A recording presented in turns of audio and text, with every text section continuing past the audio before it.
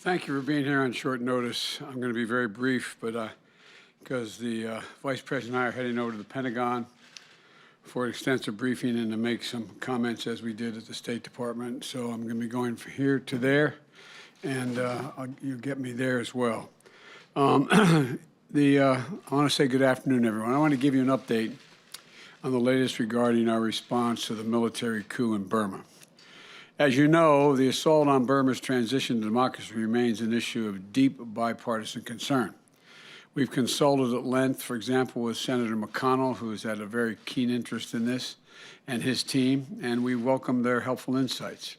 We've also been in close contact with our allies and partners around the world, particularly in the Indo-Pacific region, driving vigorous diplomatic outreach to help coordinate an international response to what happened.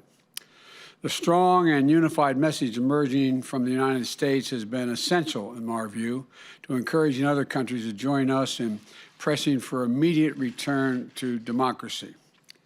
Last week, the United States helped bring together the UN Security Council, which issued a strong statement in support of Burmese democracy.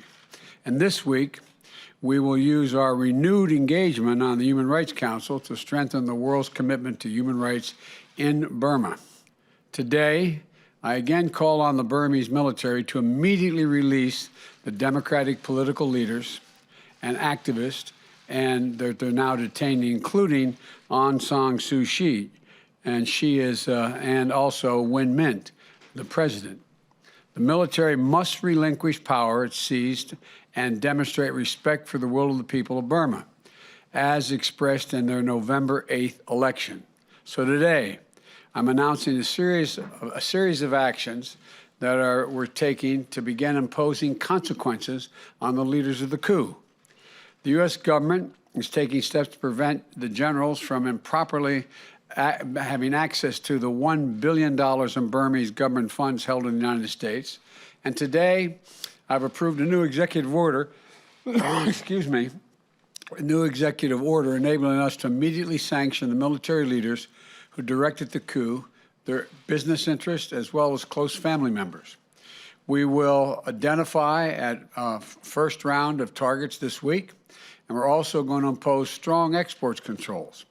We're freezing U.S. assets that benefit the Burmese government while maintaining our support for health care, civil society groups, and other areas that benefit the people of Burma directly. And finally, as protests grow, violence against those asserting their democratic rights is unacceptable, and we're going to keep calling it out. The people of Burma are making their voices heard, and the world is watching. We'll be ready to impose additional measures, and we'll continue to work with our international partners to urge other nations to join us in these efforts. So I thank you all. I wanted to have that statement before I got in the vehicle to go out to the Pentagon, and I'm sure I'll see some of you at the Pentagon. Thanks for coming over in such short notice. Thank you.